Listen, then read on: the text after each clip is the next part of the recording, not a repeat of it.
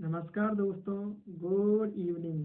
आज के डे पर मैं आपको जो स्टोरी टेलिंग है जो मैं बाहर करूँगा। सो पहले मैं चाहता हूँ कि उसे मैं अकेले में करूँ। तो स्टार्ट करते हैं कहानी को। इजाबेला एक राजकुमारी जो हकलाती थी। इजाबेला रोमानिया की एक परी की आत्मकथा। लेखिका इनकी बीटा एकरमैन और चित्रकारी की है तेरेजा मेरलिनी। सज्जा जो की है दजीना परिस ने और अनुवाद किया है सत्येंद्र श्रीवास्तव जी ने। और बच्चों को सैसने भेंट द इंडियन स्टैंडिंग एसोसिएशन की ओर से। बच्चों, एक थी राजकुमारी, थी वो हकलाती, नाम था उसका इजाबेला। रहती थी वो दूर देश में, जो था बहुत, जो था अद्भुत और अलबेला। इजाबेला, इजाबेला, इ इ इजाबेला। बच्चों, मैंने यहाँ पे इजाबेला इसलिए बोला है क्योंकि मैं भी इजाबेला की तरह हकलाता हूँ। तो इसलिए मैंने उसको वापस बोला।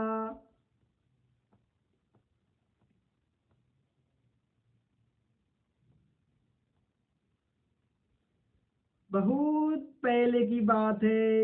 एक राजा और रानी रहते थे एक आलीशान महल में। शादी के बाद उनके 5 बड़े सुंदर बच्चे हुए। 2 थे राजकुमार और 3 थी राजकुमारियां।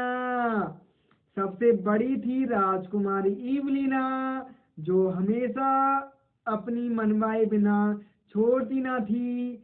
उसके बाद थे 2 जुड़वा राजकुमार, फिलिप और जेकब, बेहद शैतान। उनके बाद थी बेहद बातूनी राजकुमारी लुइजा। और सबसे आखिरी में शांत राजकुमारी इजाबेला। वो चुप रहती थी, इसलिए नहीं कि उसे बतियाने में मजा नहीं आता था, बल्कि बात सिर्फ इतनी सी थी कि वह जब भी कुछ बोलती तो दूसरे बच्चे हंस पड़ते। दरअसल राजकुमारी इजाबेला हकलाती थी। महल में कोई ना कोई उसे टोकता रहता कि ठीक से बोलो, आराम से बोलो, वगैरह वगैरह। और कभी वो अटक जाती तो उसे डांट भी पड़ती। बस यही बात थी कि वो दिन ब दिन खामोश होती चली गई, एकदम गुमसुम।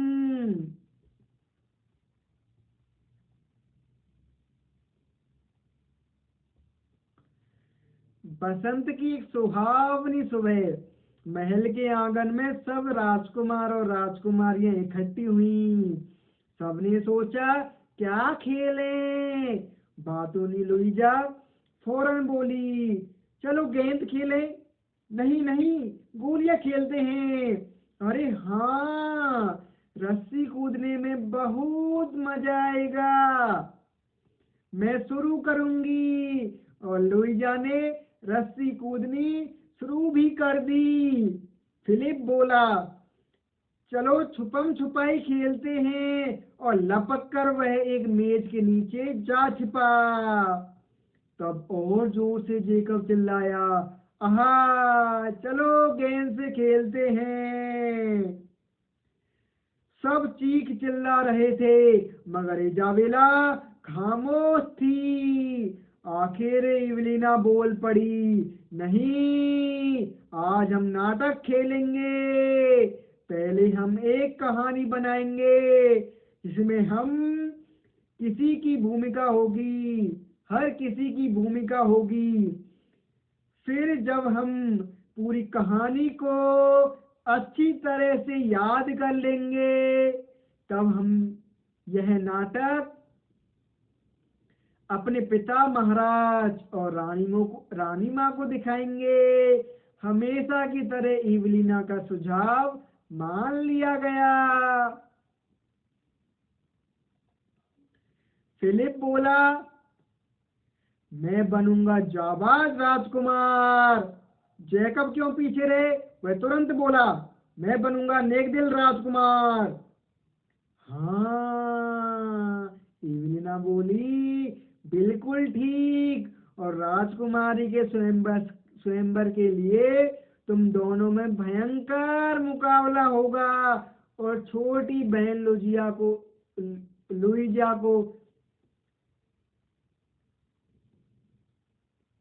देखकर वह बोली, और तुम लुइजा बनोगी राजकुमारी जिसका स्वयंवर होना है, और मैं बनूंगी राजमाता जिसकी बात सबको माननी होगी। ठीक। नाटक की कहानी तय हो गई, सारी भूमिकाएं भी बढ़ गई, पर इजाबेला का तो नंबर ही नहीं आया। इजाबेला से अब चुप ना रहा गया। माँ, माँ, मैं क्या करूंगी? इवलीना ने साफ बोल दिया, नहीं नहीं, तुम ये नाटक में हिस्सा नहीं ले सकती।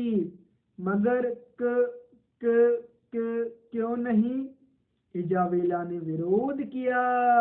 जरा सुनो, जरा सुनो अपने आप को, तुम तो बोल भी नहीं पा रही ठीक से।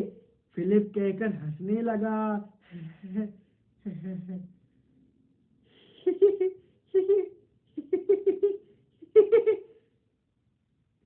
म म म मैं नाटक में अप्सरा ब बनना चा चा चा।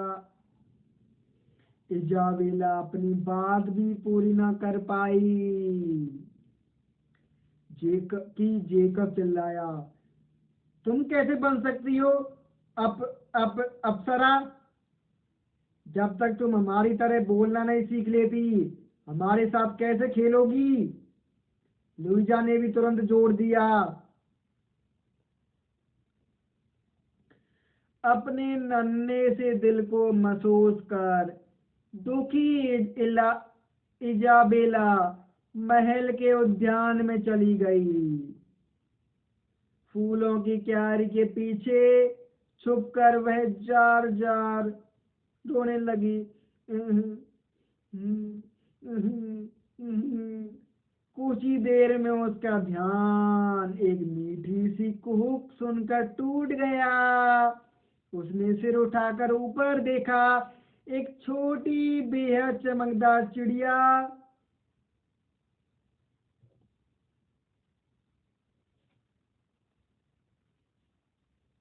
ऊपर झाड़ी में बैठी गा रही थी, और कभी कभी वह नीचे उसकी ओर भी देख लेती।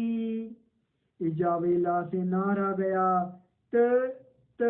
तुम कौन हो जो इतना सुंदर गा रही हो?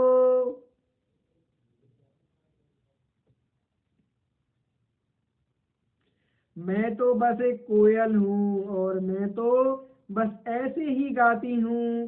कोयल कुहुक कुहुक कर बोली। और तुम कौन हो? ई इजाबेला, राजकुमारी ने जवाब दिया। मगर तुम इतनी उदास क्यों हो? कोयल पूछ बैठी। मुझे बात करने से डर लगता है। मेरे मुंह से सब कुछ गड़बड़ ही न निकलता है। इजाबेला बोली और फिर रो पड़ी। अगर तुम औरों जैसा नहीं बोलती तो क्या हुआ? ये तो बिल्कुल ठीक है। हम कोयलें भी बहुत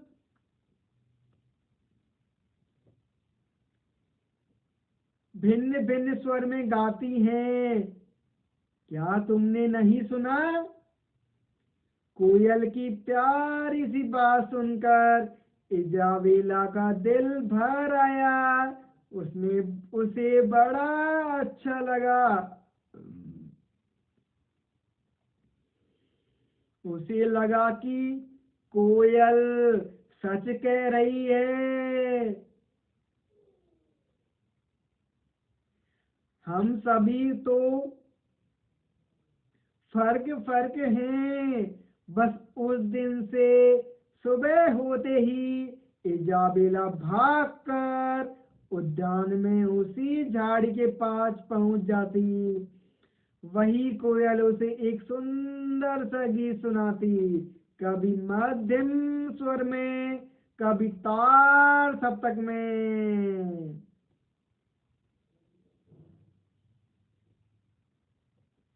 कभी हौले हौले और कभी इतने जोर से कि सारा उद्यान गूंज उठता।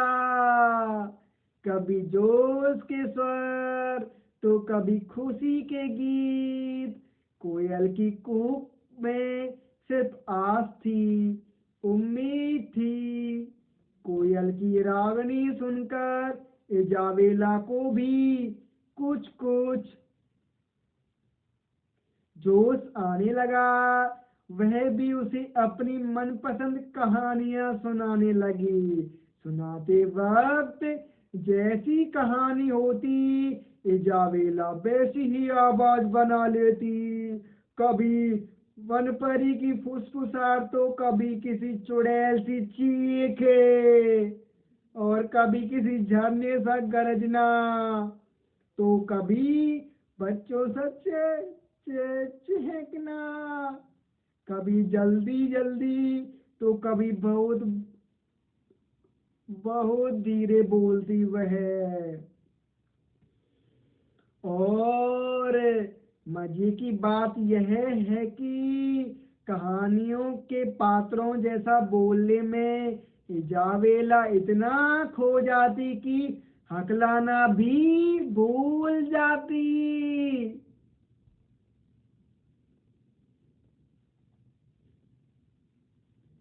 तुम तो जन्मजात अभिनेत्री हो, कोयल एक दिन बोली।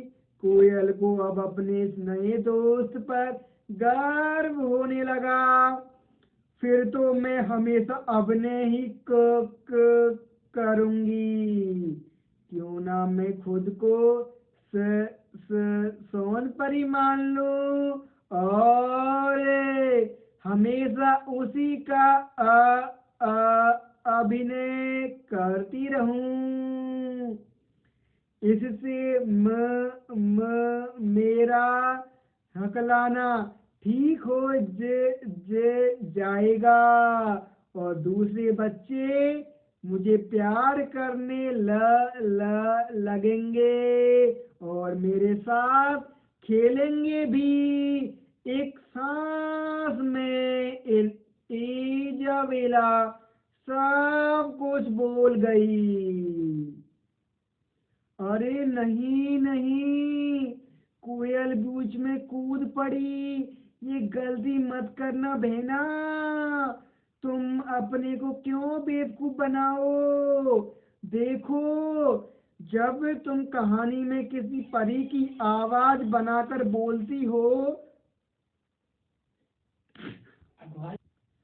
तो हम कहाँ पर थे? तो हम थे। अरे नहीं नहीं, कोयल बीच में कूद पड़ी। ये गलती मत करना बहना। तुम अपने को क्यों बेवकूफ बनाओ?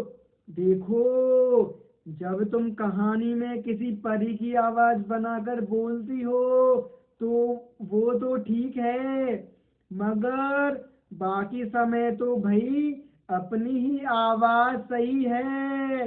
आखिर इजाबेला अगर इजाबेला की आवाज में ना बोले तो किसकी आवाज में बोलेगी? हम कोयलें भी तो अपने अपने सुर में गाती हैं। तुम तो नहीं करते किसी और की नकल, हम तो नहीं करते किसी और की नकल। जहां तक दूसरे बच्चों का सवाल है, देर सवेर वे तुम्हारे असली स्वरूप की कद्र करेंगे, ना कि झूठ मूठ की सोनपरी की। हाँ भाई, बुरा ना मानना, मगर सच्ची बात तो यही है। मगर ये बात मैं दूसरे बच्चों को कैसे समझाऊं? उन्हें तो सिर्फ मेरा हकलाना ही सुनाई देता है।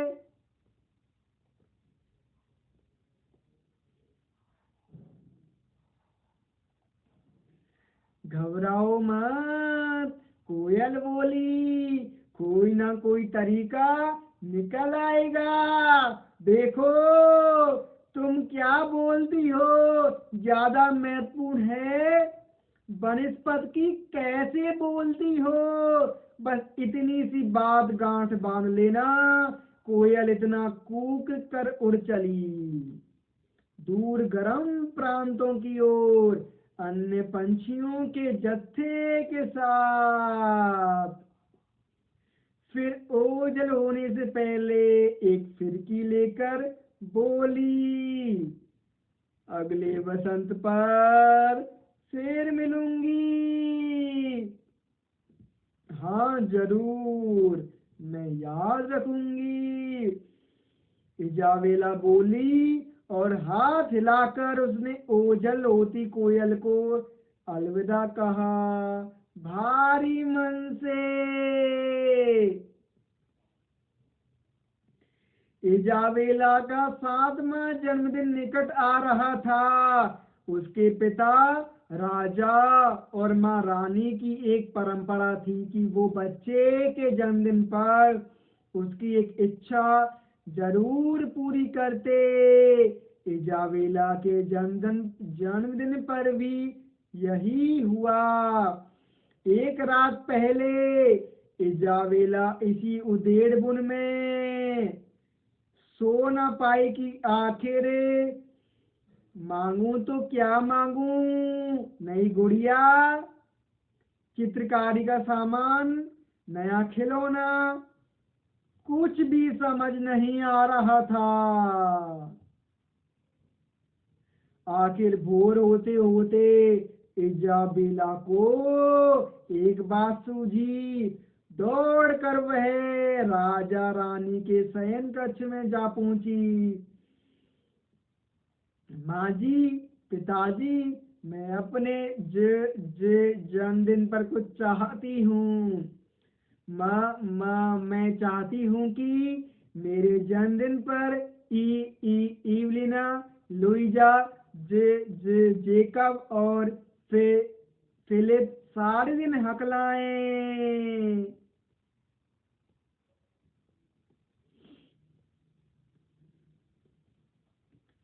राजा और रानी को ये गुजारिश कुछ अजीब सी लगी, पर परंपरा की लाज तो रखनी थी।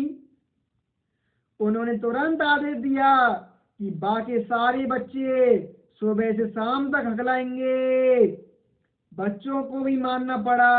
क्या करते, राजा रानी का आदेश जो था। इजाबेला चुपचाप तमाशा देखने लगी।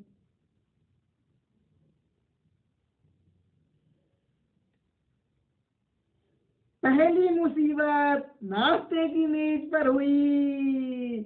इवलिना बोली, मुझे जरा वो देना, च च च। इसके पहले कि वो चम्मच कह पाती, जेकब ने उसे चीनी पकड़ा दी। चाय तो पहले ही बड़ी मीठी थी। झुंझुलाकर इवलिना बोली, क्या करते हो पागल। फिलिप बोल पड़ा, मगर मैं तो समझा कि तुम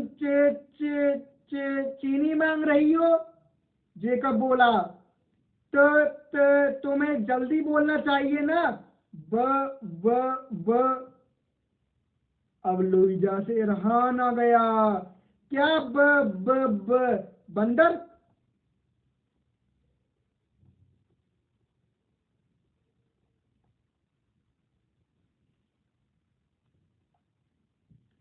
सो क्या ब ब ब बंदर, बेवकूफ या बिल्ला महान? नहीं बुद्धू, जब तुम्हें नहीं म मालूम मैं क्या बोलने जा रहा हूं तो क्यों ब ब ब बीच में कूद रही हो? मैं तो सिर्फ मदद कर रही थी। लुइजा चिढ़कर बोली। मदद नहीं, तुम जबरदस्ती टांग अड़ा रही थी, झल्लाकर जेकब ने जवाब दिया।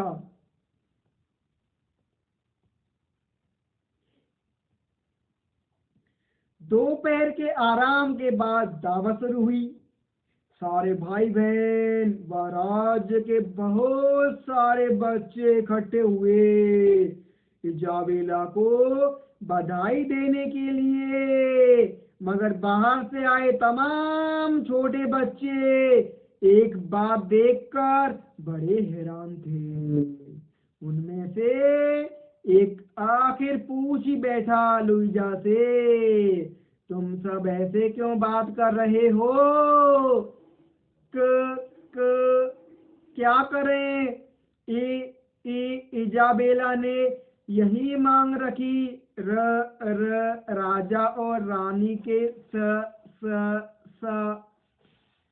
लुइजा के चचेरे भाई ने उसकी पीठ पर हाथ मारा और बोला, अब शायद तुम ठीक बोल पाओ। लुइजा ने गुस्से से उसकी तरफ देखा। उसे इसे बर्ताव की उम्मीद ना थी। दूसरा लड़का बोला, क्या तुम्हारे गले में कुछ फंसा है? जोर से खांस कर देखो, शायद ठीक हो जाए। यह सुनते ही सभी बच्चे खांसने लगे। ख ख ख ख ख ख ख। जब इससे भी कोई फायदा नहीं हुआ तो बाहर से आए बच्चों का धैर्य खत्म हो गया और वे बोले, सीधी सी बात है, तुम लोग बड़े लापरवाह और आलसी हो, इसीलिए ऐसे बोलते हो। तुम्हें समस्या कोई नहीं है। यह कहकर तमाम बच्चे जाने लगे। फिलिप उनके पीछे चिल्लाया, रुको, एक मिनट, चलो छुपन छुपाई खेलते हैं। जेकब और जोर से चिल्लाया, चलो तालाब किनारे चलकर मेढकों पर पत्थर मारते हैं। वे बच्चे हंस पड़े। फिलिप और जेकब की बात सुनकर, ये देखकर फिलिप और जेकब और हकलाने लगे। बच्चे और भी हंसने लगे। इवलीना ने उनको डांटना चाहा कि क्यों हंस रहे हो तुम लोग? अरे सुना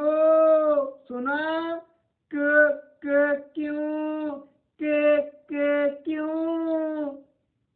बच्चे धोरा धोरा कर और हंसने लगे। इवलीना, लुइजा, फिलिप और जेकब आखिर हार मानकर चुप हो गए। किसी ने कोई खेल ना खेला। बाहर से आए बच्चे केक खाकर अपने घरों को लौट गए। उन्हें अलविदा कहते वक्त इवलीना, लुइजा, फिलिप और जेकब अपना गुस्सा छिपा ना पाए। लुइजा बोली, हर कोई हमारी नकल उतार रहा है, हम पर हंस रहा है। मैं बात करना चाहती हूँ पर कोई सुनने को तैयार नहीं।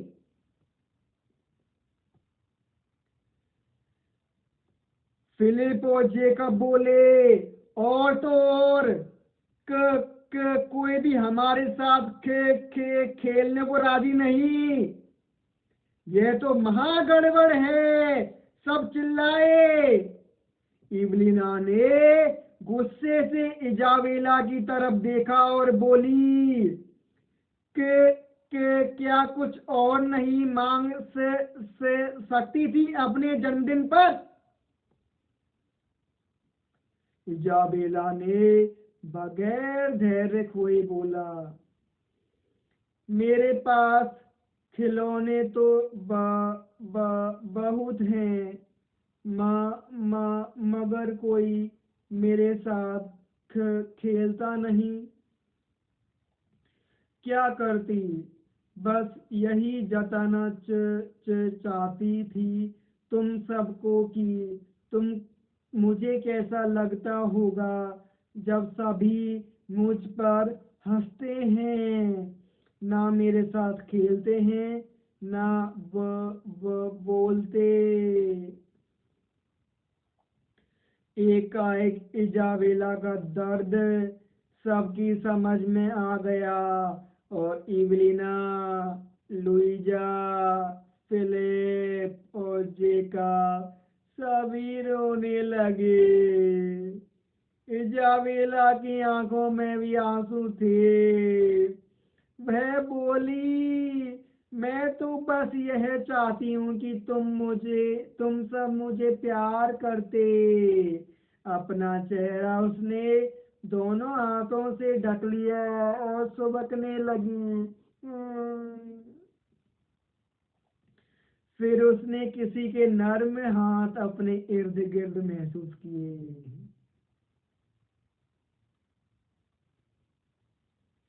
इवलिना ने उसे गले से लगा लिया था, रखा था। इवलिना बोली, बहन मुझे माफ करना कि मैंने अनजाने में तुम्हें इतना दुख दिया। मैंने कभी जाहिर नहीं किया, मगर सच तो यह है कि इवलिना ने इजाबेला को और कस के अपने से चिपटाया और बोली कि मैं तुम्हें बहुत प्यार करती थी, करती हूँ और करती रहूंगी।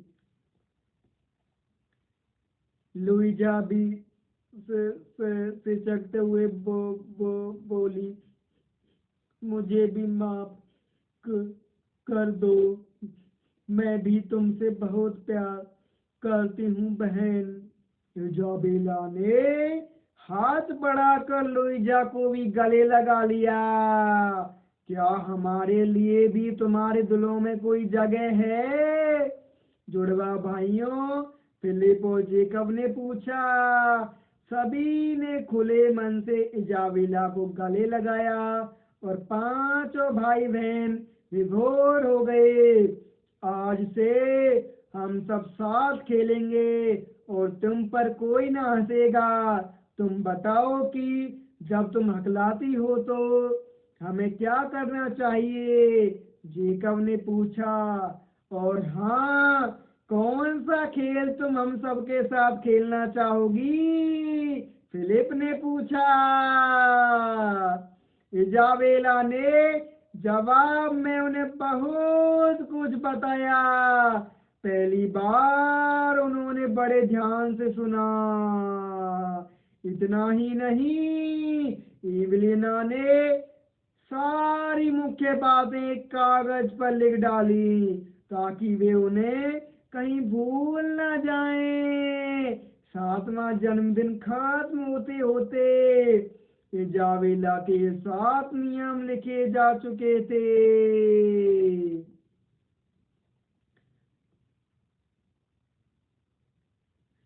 पहला नियम, अगर तुम किसी को हकलाते देखो तो उस पर हंसो मत, क्योंकि उसे दुख होगा। दूसरा नियम, उसकी बात सुनो, उससे बात करो। तीसरा नियम, सिर्फ इसलिए कि वो हकलाता है उसे दूर मत भगाओ। चौथा नियम, जब वह बात करे तो बीच में टोको मत।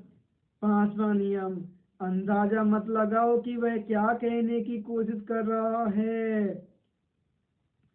6वां नियम, धीरे बोलो, सांस लेकर बोलो, आदि जैसे बेकार के सुझाव उसे मत दो। 7वां नियम, खेलने का मन किसका नहीं करता और कौन है जो खेल नहीं सकता, इसलिए उसे भी अपने खेल में शामिल करो। अगली सुबह बच्चों ने वह कागज महल के फाटक पर चिपका दिया ताकि सभी नागरिक उसे पढ़ सकें।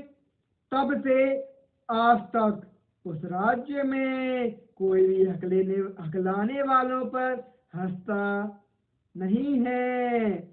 हाँ, ऐसा है वो शहर अलवेला जहाँ रहती है इजाबेला। समाप्त। हकलाने वाले और हकलाने वाले अपनी और एक दूसरे की मदद कर सकते हैं, इसीलिए द इंडियन स्टेमिंग एसोसिएशन की स्थापना हुई है। और अधिक जानकारी के लिए संपर्क करें stammer.in। धन्यवाद। तो ये मेरा एक प्रयास था अकेले में एक कहानी को प्रस्तुत करने का, एक बच्चों के साथ एक बच्चों जैसी आवाज में व्यक्त करने का। So thank you so much.